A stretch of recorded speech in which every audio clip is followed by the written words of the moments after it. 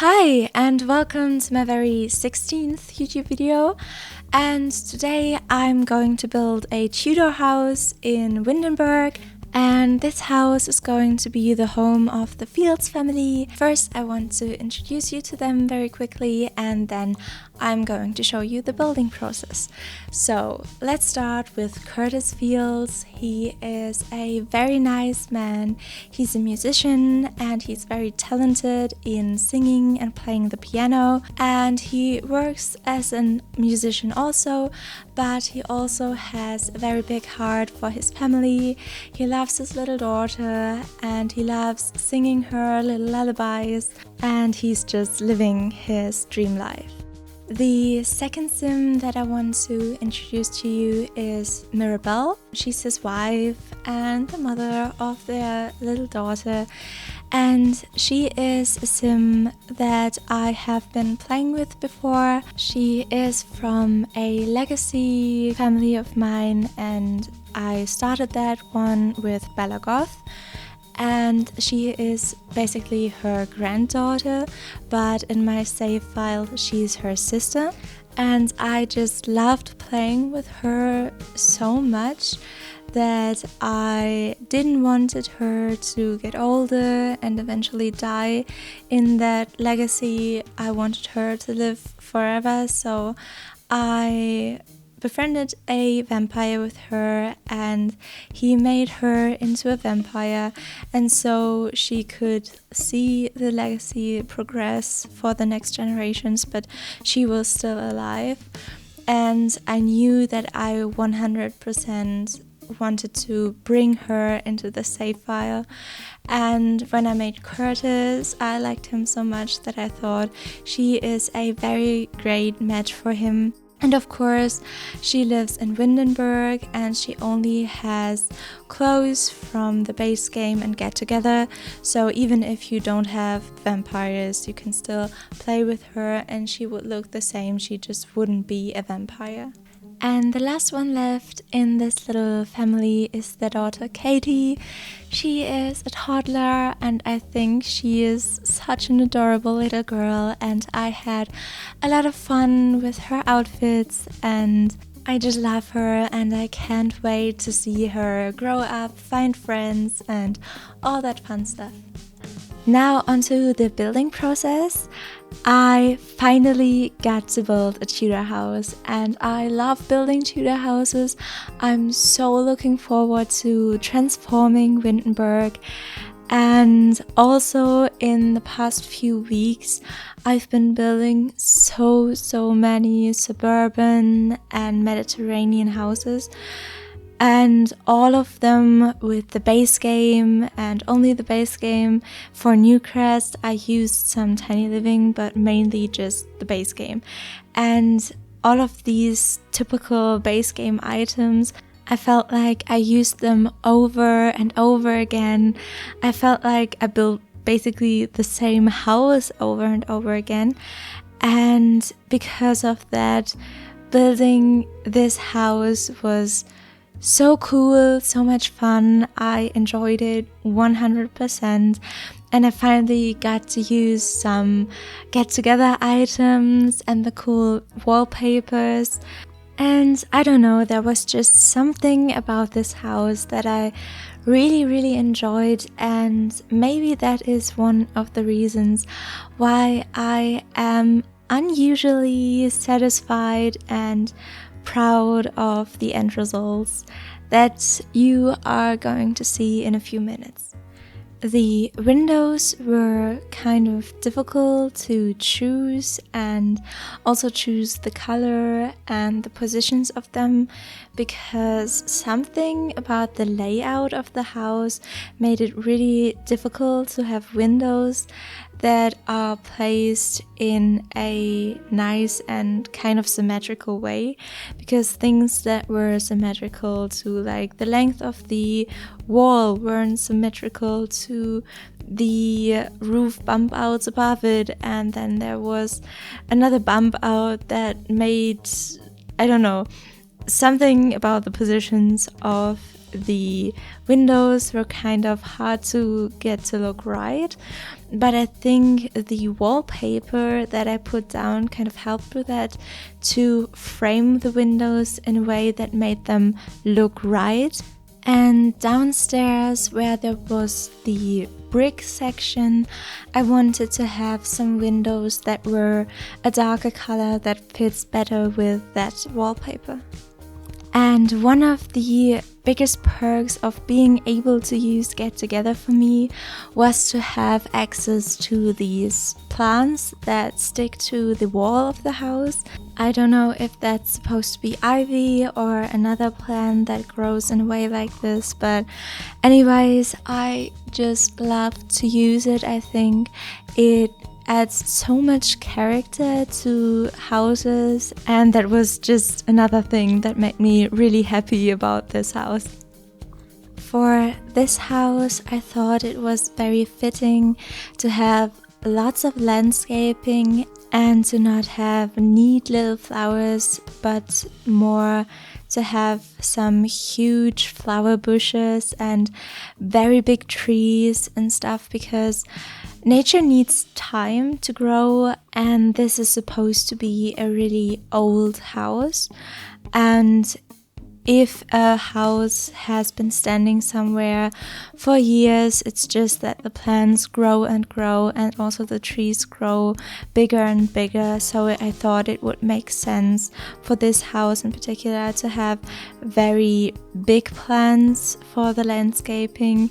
And for this house, that made way more sense than for some suburban house that looks like it was built like 5 or 10 years ago. That of course wouldn't have those big plants, but they would rather have some neat little gardens with some pristine and well-kept flowers and stuff, but this style wouldn't fit to this house at all.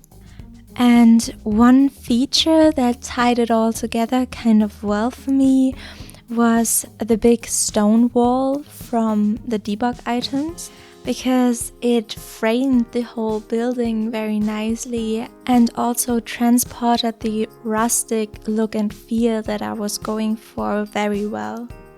And now the outside is almost done, and what really helped me to do the outside the way I did it was to have a reference picture. And when I show some footage of the finished exterior in a second, you will also see a little picture of the house that I was inspired by in the corner.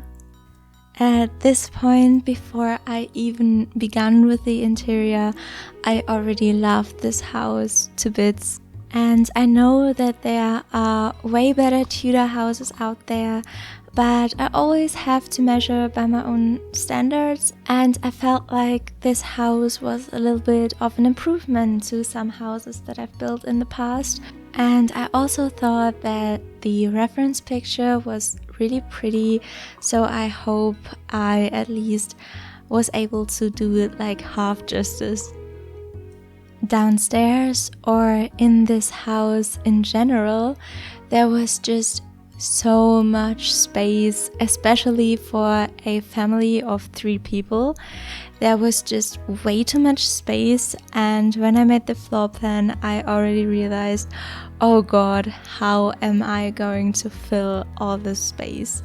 But I tried not to think about that too much and just start furnishing, because that just works the best for me most of the time. And so I just started with the kitchen. I wanted to make a very rustic looking kitchen and have like dark brown tones and some whites mixed into it, and it all fit together very nicely. It was nice to have a bigger budget and to be able to just use the furniture that I think looks pretty without worrying about how much it costs. And then I decided to incorporate a little bit of a dining area next to the kitchen, and that also helped me determine the shape that the room next to it is going to be. For the flooring of the kitchen, I decided to use some stone that probably is considered more of a stone that should be used for an outside area, but I thought it just worked so well with the color scheme of the room that I really wanted to use it and keep it. At least for me, it's like an unspoken rule that to whichever house you go, there is like a little guest bathroom next to the entry door or the main door. And so I also put a bathroom like this in most of my builds, and this is what I did with this bathroom. I decided for a brown color scheme, which I think isn't the most aesthetically pleasing maybe, or not the nicest, but a lot of old houses do have these brown bathrooms, and so I thought it really helped in conveying this old bathroom feel to use these brown tiles. And while I was searching for some furniture for the entryway, I found some very nice decorations that I really wanted to use in the backyard. So I just did that and did a little intermission where I focused a little bit on the backyard to then go back inside and focus on the living room.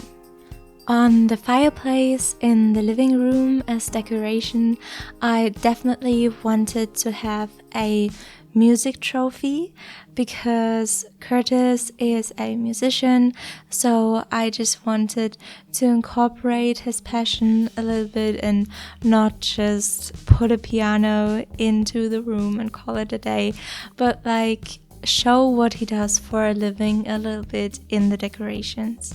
When I put down the living room furniture initially, it created like a weird gap with the wall in the back. So later I just pushed all of it like one or a half tile a little bit more backwards, and I thought it really helped the whole room, even though that meant that the couches are a little bit further away from the TV, but I think most Sims should still be able to see everything. And after I placed the mandatory piano, I got to the room where I had no idea whatsoever what to do with it. I knew I should maybe place a desk with a computer and maybe some bookshelves, a reading area, and then just some school building items, but it was just a really loose plan. And on top of that, the corner where I wanted to place the bookshelves only really had place for one bookshelf because of the way that the window was placed and that the desk was placed.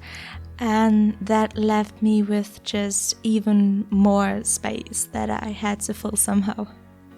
The two skill building items that I decided to go with was a painting station and a chess table. The painting station because there are a lot of like items and furniture that go together very well with the painting station, that give you inspiration and that look like something that you would have in a space where you would paint. And so I think a painting station is a very nice way to fill a space with not just one item. And I decided for the chess table because that is just an item that fits very well into such an old build in my opinion. And now there's just some decorating and rug placing left to do, and we're finished with the first floor. When I got to the second floor, I of course did the floor plan first. And while doing the floor plan, I already realized I had way too many bedrooms. I didn't know what to do with them all. And at the end, I decided to make one the toddler's bedroom, of course. And I wanted to make her a pink dream room. And then the second room directly next to it, I wanted to make the master bedroom. Then the third room I wanted to make into something like a guest room where some friends of the family could stay. And the fourth room I wanted to intentionally leave kind of empty and just have one fun item in there, so it is like a little hobby room, but for the most part it's just a room that is there if there eventually will be an extension of the family. And I have to say, the decoration of the pink toddler's room that is also in preparation of being a children's room was just so much fun, and I think it turned out super cute. I usually don't build much with the color pink because I was a weird child and I despised the color pink, but I think in this case it looked very nice. And also, being 21 now, I have no hard feelings about the color pink anymore. The master bedroom is nothing really spectacular. It just has a lot of the color white that contrasts really nicely with the brown tones in this room, in my opinion. And otherwise it's just a bedroom with a bed and a dresser and a mirror and some plants for decorations. But it also has an ensuite bathroom, which is always nice, I think. And then, while I was already in the swing of things, I decorated the two other upstairs bathrooms also. The little room that is going to be, or that already is, on top of the roof, where the little stair leads up to, I already plan as kind of a bathroom, but because there is nobody living in that room yet, and this is going to be the hobby room, I didn't put any furniture into that bathroom either yet.